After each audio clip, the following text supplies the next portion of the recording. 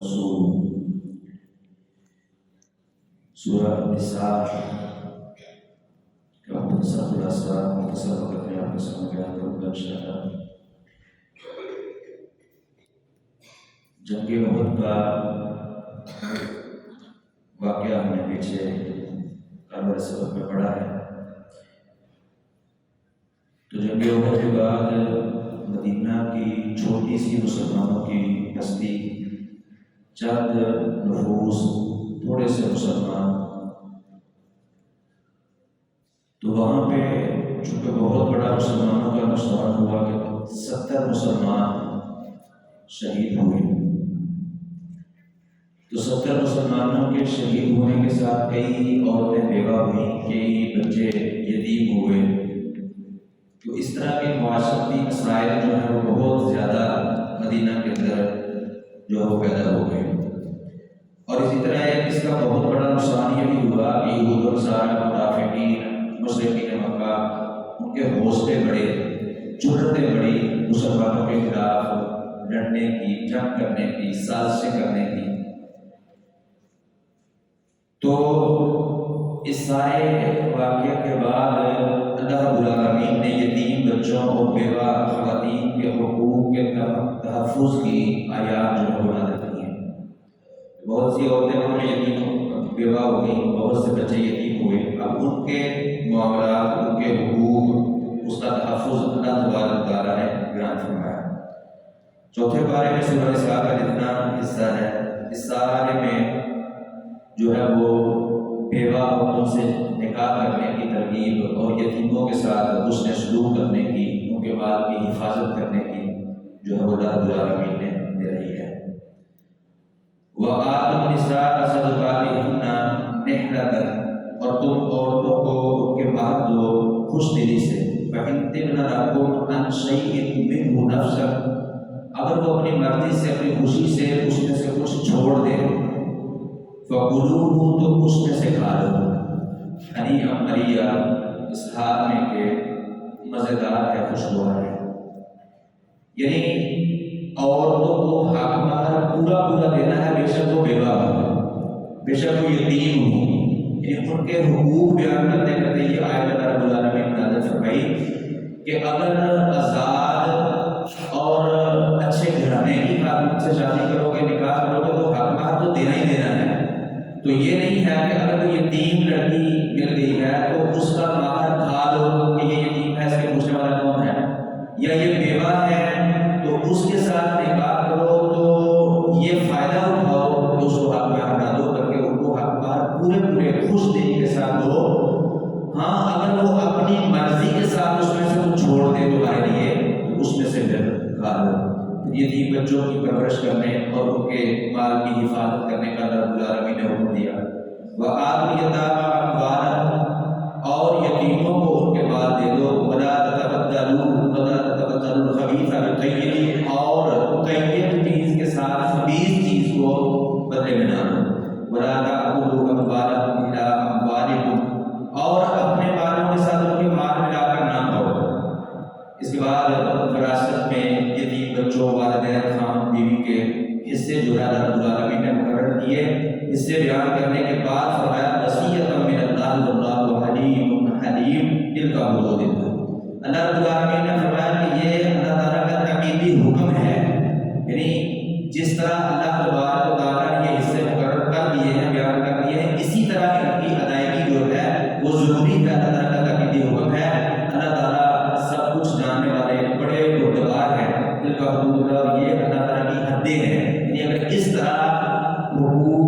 جو ہے وہ وراثت میں حصے نہیں دو گے جس طرح اللہ تعالیٰ نے بیان کیا، تو اللہ تعالیٰ کی حد کی پامالی کرو گے۔ اور اگر کبھی نکاح کے، شادی کے، یتیم بچیوں کے ساتھ اور بیوہ عورتوں کے ساتھ ترغیب دلانے کے بعد فرمایا کہ اگر زندگی بسر کرتے ہوئے نکاح کے بعد اگر طلاق کی نوبت آ جاتی ہے تو پھر معاملہ کیا کرنا ہے؟ اللہ رب العالمین نے فرمایا کہ وَإِنْ أَرَدْتُمْ اسْتِبْدَالَ زَوْجٍ مَّكَانَ زَوْجٍ وَآتَيْتُمْ إِحْدَاهُنَّ قِنطَارًا، اگر تم ارادہ کر لو کہ ایک بیوی کی جگہ پر دوسری لاؤ گے، اس کو طلاق دو، کسی اور عورت سے شادی کرو گے، اور تم نے ان میں سے کسی ایک کو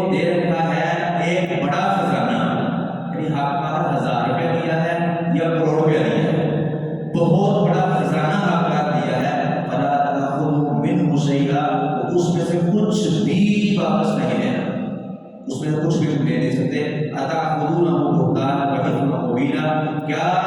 اس میں سے تم لوگ بہتان لگاتے ہوئے اور واضح گناہ کرتے ہوئے؟ یعنی یہ اللہ رب العالمین کا حکم ہے کہ نہیں دینا. جو دے گا یا تو وہ بہتان لگائے گا یا پھر وہ واضح گناہ کرے گا، اللہ تعالیٰ کے حکم کی نافرمانی کرے گا. یعنی اگر بیوی کو طلاق دے تو جتنا بھی اس کو حق مہر دیا ہے وہ تھوڑا ہے یا زیادہ ہے، کچھ بھی اس کو واپس نہیں کرنا. بلکہ وہ آیت جو اللہ رب العالمین نے سورہ بقرہ میں نازل کی ہے، الطلاق مرتان فامساک بمعروف او تسریح باحسان،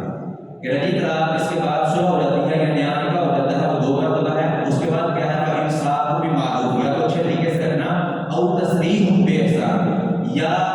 احسان کے ساتھ اس کو واپس بھیجنا. احسان کے ساتھ واپس بھیجنے کا مطلب یہ ہے کہ اگر حق میں رہتا ہے تو وہ پورا پورا واپس کرنا، اگر وہ دے دیا ہوا ہے تو مزید کو تحفے تحائف کے ساتھ مزید اس کو کچھ دے کر پھر اس کو گھر میں جو ہے اس کو بنا دیا. اس کے بعد اللہ رب العالمین نے باہر خواتین کا تذکرہ کیا. اسلامی نظام کے اندر کچھ عورتیں، کچھ خواتین ایسی ہیں جن کے ساتھ مرد کا نکاح کرنا جو ہے وہ جائز نہیں ہوتا. یعنی وہ اتنی محترم ہوتی ہیں اس کے لیے کہ وہ نکاح کر کے اپنی زوجیت میں نہیں لا سکتا، اپنی بیوی نہیں بنا سکتا. تو اس کی دو قسمیں ہیں، ایک عبدی اور ایک عارضی. عبدی مہر وہ ہوتی ہیں کہ جن کے ساتھ کسی بھی طرح کبھی بھی ساری زندگی آپ نکاح نہیں کر سکتے، اور عارضی مہر وہ ہوتی ہیں کہ جن کے ساتھ ایک وقت تک آپ نکاح نہیں کر سکتے، اس وقت کے گزرنے کے بعد ان سے نکاح کرنا جو ہے وہ جائز ہوتا ہے. عبدی مہر ہوتی ہیں ماں، بہن، بیٹی، پھوپھی، خالہ، بھانجی، بھتیجی، ساس اور بہو. ان میں سے کسی کے ساتھ بھی ساری زندگی کسی بھی طرح بندہ جو ہے وہ نکاح نہیں کر سکتا. ہاں، یہ رشتے چاہے نسب سے ہوں اور چاہے رضاعت سے ہوں، یعنی دودھ پینے کے ساتھ، یعنی اپنی ماں جس نے آپ کو جنم دیا اس سے بھی نکاح نہیں ہو سکتا، اور جس کا آپ نے دودھ پیا ہے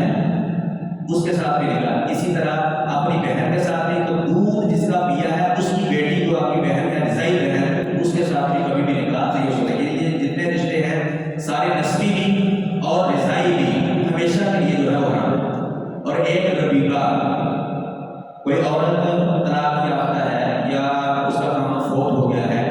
وہ کسی اور سے آگے شادی کرتی ہے. اب پہلے خامد میں سے اس کی بیٹی تھی، اب یہ دوسرے خامد کے لیے ربیبہ ہے.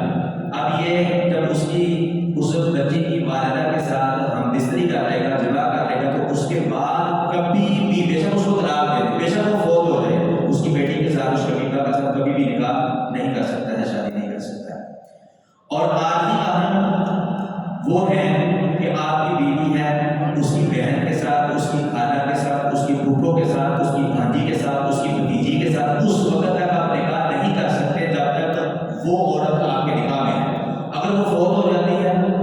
یا وہ جو ہے اس کو آپ طلاق دے دیتے ہیں تو اس کی بہن کے ساتھ، پھوپھی، خالہ، بھانجی، بھتیجی کے ساتھ آپ نکاح کر سکتے ہیں. یہ عارضی مہر ہے. اور اسی طرح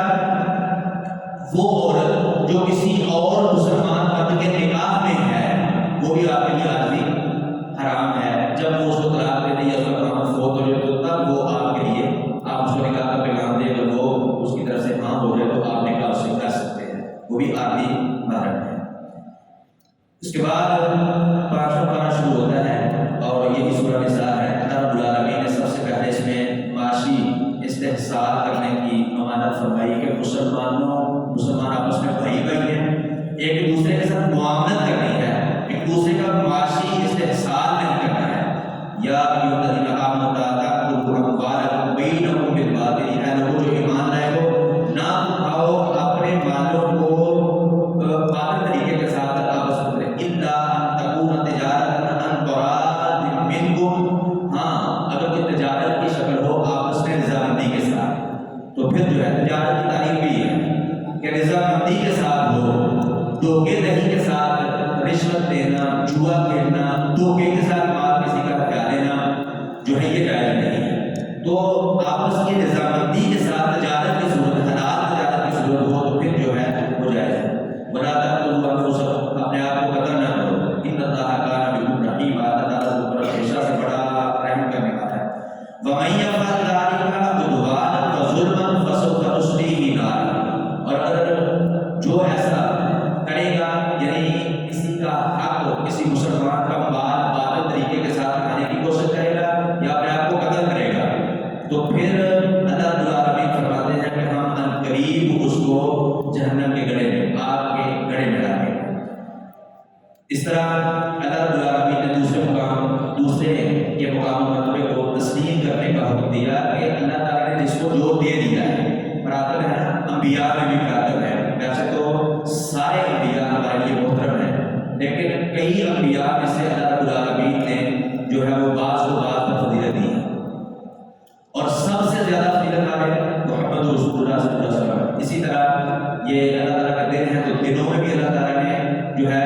جمعے کے دن کو فضیلت دی ہے. رسول اللہ صلی اللہ علیہ وسلم نے فرمایا سید الایام یوم الجمعہ، سارے دنوں کا سردار جمعے کا دن ہے. اس طرح رمضان مبارک کا مہینہ ہے، اس طرح حرمت والے مہینے ہیں. تو اللہ تعالیٰ اپنے مخلوق میں سے جس کے درجے کو چاہتا ہے بڑھا دیتا ہے. تو اللہ رب العالمین نے فرمایا تمنوا ما فضل اللہ به بعضکم علی بعض للرجال نصیب مما اکتسبوا وللنساء نصیب مما اکتسبن، کہ تم تمنا نہ کرو اس چیز کی جس کے ساتھ اللہ رب العالمین نے تمہارے بعض کو بعض پر فضیلت دی ہے. یعنی کسی کے پاس میں مواد زیادہ ہے تو یہ نہ کہو کہ اس سے چھین جائے اور میرے پاس ہے. کسی کے پاس عزت جاہ و جلال زیادہ ہے تو یہ نہ کہو کہ اس سے چھین جائے اور میرے پاس آ جائے. اس کی عزت کو، اس کے جاہ و جلال کو، اس کی جلاوٹ کو جو اللہ تعالیٰ نے اس کو دے دی ہے اس کو تسلیم کرو، اس کے مقام مرتبے کو مانو. اور مردوں کے لیے ایک حصہ ہے جو انہوں نے محنت کر کے کمایا، عورتوں کے لیے ایک حصہ ہے جو انہوں نے محنت کر کے کمایا. یعنی اگر آپ کی بیوی کا تو کاروبار ہے آپ کے پاس آنے سے پہلے یا آپ نے جو حق مار دیا اس کے ساتھ اس نے وہ کاروبار کر دیا ہے تو وہ مال جو اس نے محنت کر کے کمایا وہ اس کا حصہ ہے. ہاں اگر وہ آپ کو سب کچھ دے رہے، جس طرح کہ ام المومنین سیدہ خدیجہ رضی اللہ تعالیٰ عنہا نے کہہ دیا تھا آپ سب کچھ رسول اللہ صلی اللہ علیہ وسلم ہے تو بہت اچھی بات ہے. اگر وہ نہیں دینا چاہتی ہے تو آپ زبردستی اسے کچھ دے نہیں سکتے ہیں، وہ اس کا حصہ ہے. وَاسْأَلُوا اللَّهَ، اور تم اللہ تعالیٰ سے سوال کرو، کسی کے حق کو چھیننے کی کوشش نہ کرو بلکہ اللہ تعالیٰ سے سوال کرو من فضلہ، اس کے فضل میں سے. ان اللہ کان بکل شیء علیما، بے شک اللہ تعالیٰ ہمیشہ سے ہر چیز کو خوب جاننے والا ہے. اس کے بعد اللہ رب العالمین نے مرد کی حکمرانی کو بیان فرمایا کہ مرد کو اللہ تعالیٰ نے عورتوں پر حاکم بنایا اور عورتوں کو مردوں کے جو ہے وہ حقوق اور ان کے تحفظ کا حکم دیا. الرجال قوامون علی النساء بما فضل اللہ بعضهم علی بعض وبما انفقوا من اموالهم، کہ مرد جو ہیں وہ قوام ہیں، حکمران ہیں، حاکم ہیں علی النساء، عورتوں پر. آگے اس کی دو ریزن اللہ رب العالمین نے بیان فرمائے. بما فضل اللہ بعضهم علی بعض، ایک تو اللہ تعالیٰ کا فضل ہے جس کے ذریعے سے اللہ تعالیٰ ان میں سے بعض کو بعض پر فضیلت دیتا ہے. یعنی اللہ کا فضل ہے، اللہ تعالیٰ جس کو مرضی دے دے وہ سوال نہیں کر سکتا کہ مردوں کو حاکم کیوں بنایا عورتوں کو کیوں نہیں بنایا. اللہ کا فضل ہے، اللہ تعالیٰ نے مردوں کو دیا ہے، اسے کوئی پوچھ نہیں سکتا. دوسری ریزن وَأَنفَقُوا مِنْ أَمْوَالِهِمْ، وہ اپنے مالوں میں سے خرچ کرتے ہیں. تو یعنی اس سے یہ بھی مسئلہ پتہ چلا کہ عورت کا کام جو ہے جو اللہ تعالیٰ نے اس کے ذمہ لگایا ہے وہ گھر میں رہ کر اپنے خاوند کی خدمت کرنا، اپنے بچوں کی دیکھ بھال کرنا، ان کی اچھی تربیت کرنا، اپنے خاوند کے مال کی اور اس کی عزت آبرو کی حفاظت کرنا، یہ عورت کی ذمہ داری ہے. باہر جا کے کمانا اور اپنا پیٹ پالنا اور اس کا بھی پیٹ پالنا، یہ خاوند کی ذمہ داری ہے. نکاح ہونے کے بعد عورت یا عورت کے والدین پر ایک آنے کی بھی ذمہ داری اللہ رب العالمین نے دی ہے. نکاح کی قبولیت کے بعد نکاح والے دن سے لے کے نکاح کا بندھن جب تک قائم رہتا ہے اس وقت تک ساری کی ساری نام تفریح کی خرچے کی ذمہ داری جو ہے وہ اللہ رب العالمین نے رکھ کر رکھی ہے. آگے اللہ رب العالمین نے اس طرح صحیح بخاری میں حدیث بھی ہے، رسول اللہ صلی اللہ علیہ وسلم نے فرمایا یفلح قوم ولوا امرهم امرأة، وہ قوم کبھی بھی فلاح نہیں پا سکتی جس نے اپنے معاملے کو کسی عورت کے سپرد کر دیا، اپنی عورت کو جو ہے وہ اپنا حاکم بنا دیا. وہ حاکم گھر کی ہو، ایک علاقے کی ہو، صوبے کی ہو یا پورے ملک کی ہو، جس کو حاکم بنا دیا. رسول اللہ صلی اللہ علیہ وسلم اور بخاری کی حدیث ہے کہ آپ نے فرمایا وہ قوم کبھی بھی کامیاب نہیں ہو سکتی، فلاح نہیں پا سکتی جو عورت کو اپنی حاکم بنا. اس کے بعد اللہ رب العالمین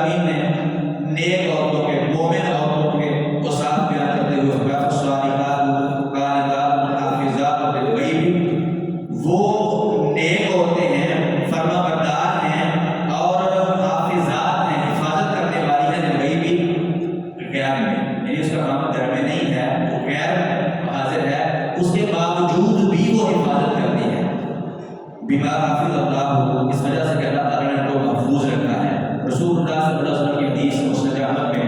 صحیح سند کے ساتھ ہے کہ نبی صلی اللہ علیہ وسلم نے فرمایا اذا صلت المرأة خمسها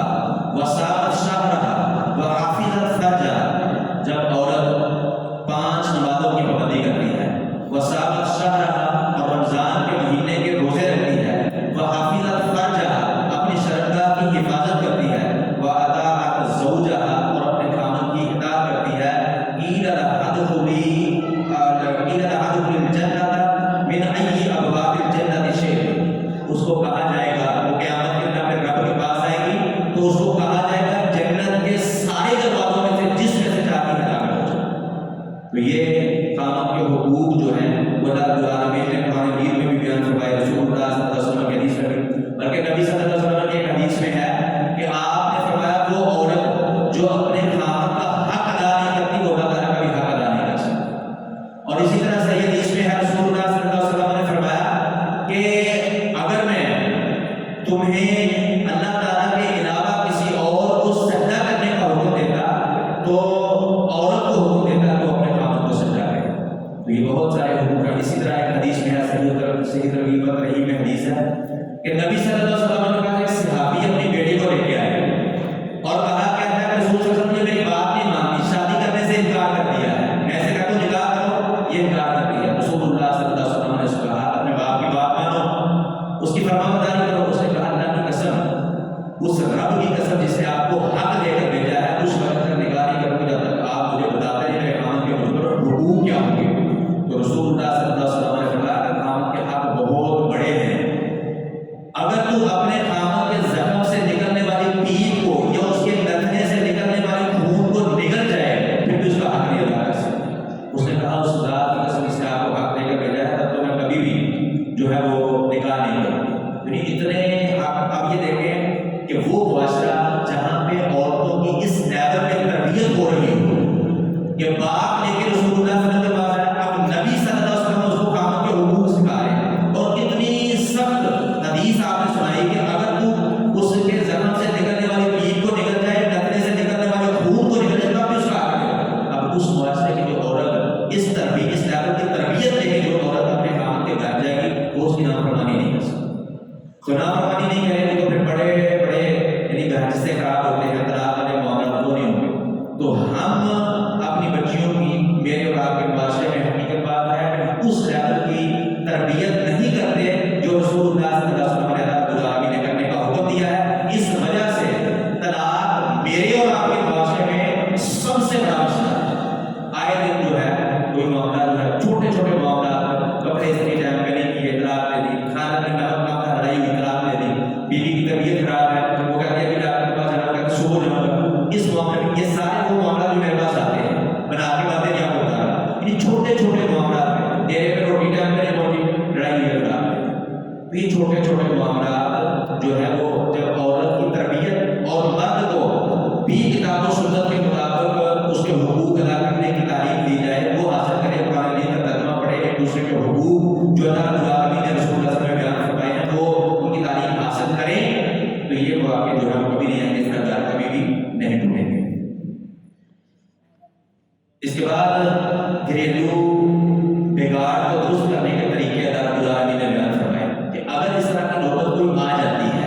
لڑائی جھگڑا ہو جاتا ہے، جہاں پہ گھر بستا ہے تو یہ معاملات ہو جاتے ہیں، کبھی کسی کو غصہ آ گیا، کبھی بیوی کو غصہ آیا، کبھی خامن کو غصہ آ گیا، معاملات ہو جاتے ہیں، تو کیا فوراً طلاق دے دیں گے؟ ابھی اس نے ایک جو ہے وہ بات کی ہے تو اس نے طلاق دے دیں گے، یا اس نے کوئی مسٹیک کی ہے اسی وقت طلاق دے دیں؟ اس کے مختلف مراحل جو ہے اللہ رب العالمین نے بیان فرمائے ہیں، شریعت اسلامیہ نے جو ہے ہماری رہنمائی کی ہے۔ سب سے پہلے تو ہے کہ اللہ رب العالمین اس کو نصیحت کرے، فاس کرے، اگر باز کے ساتھ مان جائے تو آگے والا مرحلہ کرنے کی ضرورت نہیں ہے، اگر اس سے بھی نہیں مانتی ہے تو اس سے جدائی، یعنی وقتی گھر میں ہی جدائی، اس کے بستر سے الگ ہو جائے۔ یہ بھی ایک بہت بڑی غیرت مند مومنہ عورت جو ہے اس کے لیے بہت بڑی سزا ہے، اگر اس پہ مان جائے تو ابھی سزا دینے کی ضرورت نہیں ہے، اگلا پھر اللہ رب العالمین نے جو کر دیا پھر اس کو مار دے، سزا دے، لیکن ایسی مار نہیں جو نشان چھوڑے یا ہڈی کو توڑے یا منہ پر مارے، یہ معاملات نہیں کرنے، بلکہ اس طرح بھی رسول اللہ صلی اللہ علیہ وسلم اس طرح کی بات ہے جس طرح اپنے غلاموں کو مار دو تو سزا دے، جس کو مطلب اتنی سزا کہ جس سے اس کی تربیت ہو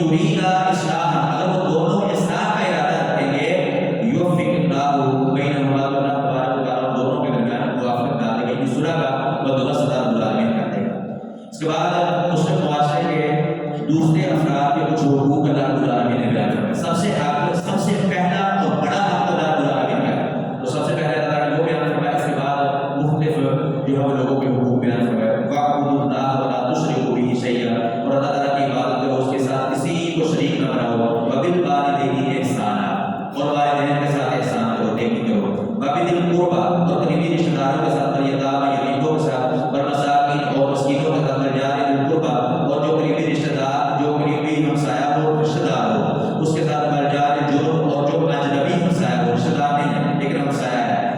وَالصَّاحِبِ بِالْجَنبِ اور پہلو کا ساتھی، پہلو کا ساتھی سے مراد اپنی بیوی بھی ہے، اس طرح کلاس فیلو بھی ہے، اس طرح ساتھ کام کرنے والا بھی ہے، ایک مسلح کے ساتھ دوسرے مسلح پہ بیٹھنے والا بھی ہے، ان کے ساتھ حسن سلوک کرو، وابن السبیل اور مسافر، وما ملکت ایمانکم اور ان کے جن کے تمہارے دائیں ہاتھ مالک بنے، یعنی تمہارے غلام اور ڈوڈیاں، ان اللہ لا یحب من کان مختالا فخورا، یعنی یہ اللہ رب العالمین نے مختلف حقوق بیان کیے، سب سے پہلے اپنا کہ اللہ تعالیٰ کی عبادت کرنی ہے، اس کے ساتھ کسی کو شریک نہیں بنانا، اور پھر ساتھ ہی والدین کے ساتھ نیکی کرنی۔ قرآن مجید نے جہاں پہ بھی اللہ رب العالمین نے اپنے حق کی بات کی ہے، اس کے بعد جو لوگوں کے حقوق بیان کیے ہیں وہ سب سے پہلا والدین کا بیان کیا، اس لیے اس کی کئی مفسرین نے وجہ ادھر یہ لکھی ہے کہ اس طرح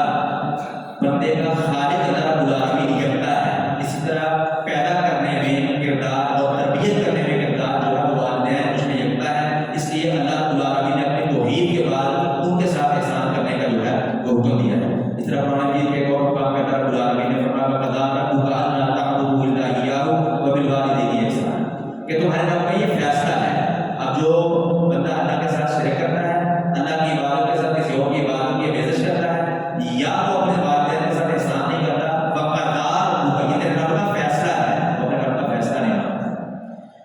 اور اس طرح بے شمار حدیث میں والدین کی جو ہے وہ احسان کرنے پہ، ان کے ساتھ نیکی کرنے پہ جو رسول اللہ صلی اللہ علیہ وسلم بیان فرمائی ہے۔ اسی طرح دوسرے جو حقوق لوگوں کے اللہ رب العالمین نے بیان فرمائے، اس پر بھی بہت ساری احادیث جو ہے وہ صحیح موجود ہیں۔ اس کے بعد نماز، غسل اور تیمم کے مسائل اللہ رب العالمین نے بیان فرمائے، اور مسجد میں آنے کا ادب اللہ تعالیٰ نے بتایا، یا ایھا الذین آمنوا لا تقربوا الصلاۃ، اے لوگوں جو ایمان لائے ہو نماز کے قریب نہ جاؤ، وانتم سکارى، حالت میں نشے کی حالت، نشے کی حالت میں ہو تو نماز کے قریب نہیں آنا، حتیٰ تعلموا ما تقولون، یہاں تک کہ تم جان لو تم کیا کہہ رہے ہو، یعنی ہوش آ گئے تمہیں، ولا وضوء اور نہ جنوبی حالت میں نماز کے لیے، الا عابر السبیل، اگر یہ کہ تمہیں راستہ عبور کرنا ہو، یعنی اگر آپ کو غسل کرنا ہے، مسجد ایک راستہ ہے کہ آپ نے وہ غسل کرنے لگ جانا ہے تو یہ جا سکتے ہیں، لیکن ویسے مسجد کے اندر نماز کے لیے عبادت کے لیے نہیں آ سکتے، حتیٰ تصل یہاں تک تم غسل کر دو، وَإِن كُنتُمْ مَرْضَىٰ، ہاں اگر جنوبی ہو گئے ہو، یا تو معاملہ اس طرح کا آ گیا ہے کہ آپ نے بول کلاس کے لیے گئے ہو، اس طرح کا معاملہ ہے، وضو کی ضرورت ہے یا غسل کی ضرورت ہے، وَإِن كُنتُمْ مَرْضَىٰ اور آپ تم مریض ہو، پانی استعمال نہیں کر سکتے، پانی لگے گا تو بیماری بڑھ جائے گی، یا تلاش کرنے کے باوجود پانی ملا ہی نہیں ہے تو تم مریض ہو، او علی سفر یا کسی سفر پر ہو، مسافر ہو تو پانی نہیں لگتا، تو پھر کیا کرنا ہے، او جاء احد منکم من الغائط، یا تم میں سے کوئی گور کی طرف آئے، او لامستم النساء، عورتوں میں سے کسی کو چھپا ہو، فلم تجدوا ماء، تو پانی نہیں پاتے، تو پانی نہیں ہے تو اب کیا کرنا ہے، فتیمموا صعیدا طیبا فامسحوا وجوہکم وایدیکم، اب کیا کر لو، تیمم کر لو، پاک مٹی کے ساتھ تیمم کر لو، اور اس کے ساتھ اپنے ہاتھوں کا اور اپنے جو ہے وہ چہرے کا مسح کر لو، یہ تیمم ہے وضو کے لیے بھی اور غسل کے لیے بھی۔ اس کے بعد اہل کتاب کو رب العالمین نے اسلام کی دعوت دی،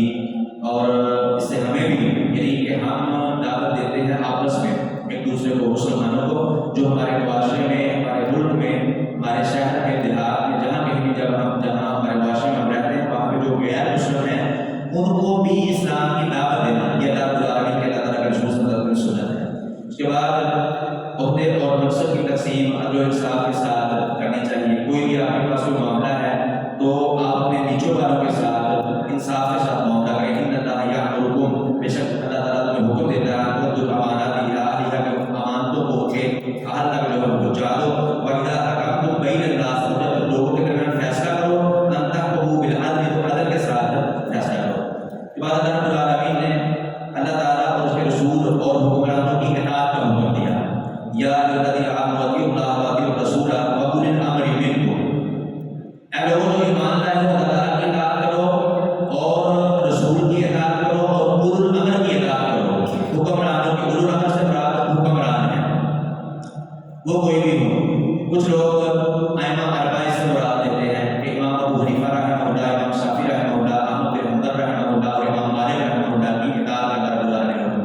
ٹھیک ہے، وہ بھی اس کے اندر ہے۔ اس طرح جو وقت کا حکمران ہے، اساتذہ ہے، والدین ہیں، علماء ہیں، ان کا بھی حکم ماننے کا اس کے اندر جو ہے وہ حکم ہے۔ لیکن اگلی بات بھی ہے فَإِن تَنَازَعْتُمْ فِي شَيْءٍ فَرُدُّوهُ إِلَى اللَّهِ وَالرَّسُولِ۔ اب تین لوگوں کا حکم ماننے کا اللہ رب العالمین نے حکم دیا ہے کہ اللہ تعالیٰ کی اطاعت کرو، رسول کی اطاعت کرو اور اولو الامر کی اطاعت کرو۔ اور آگے فرمایا اگر جھگڑا ہو جائے، اگر کسی معاملے میں تنازع آ جائے، اختلاف آ جائے، تو پھر بات کو اللہ اور اللہ کے رسول کی طرف لوٹانا ہے۔ اچھا، اللہ رب العالمین کی اطاعت کرنی ہے، اللہ تعالیٰ کے ساتھ تنازع نہیں ہو سکتا ہے۔ رسول اللہ صلی اللہ علیہ وسلم کے ساتھ اطاعت کرنی ہے، رسول اللہ صلی اللہ علیہ وسلم کے ساتھ تنازع کسی معاملے میں اختلاف نہیں ہو سکتا ہے۔ تنازع کس کے ساتھ ہوگا؟ اولو الامر کے ساتھ، وہ ائمہ اربعہ ہوں، یا وہ حکمران ہوں، وہ والدین ہوں، وہ اساتذہ ہوں، علماء ہوں، کوئی بھی ہے، ان کا حکم مانیں، ان کی اطاعت کریں۔ لیکن اگر وہ بات کرتے ہیں ایسی جو اللہ کے رسول کی بات کے مخالف ہے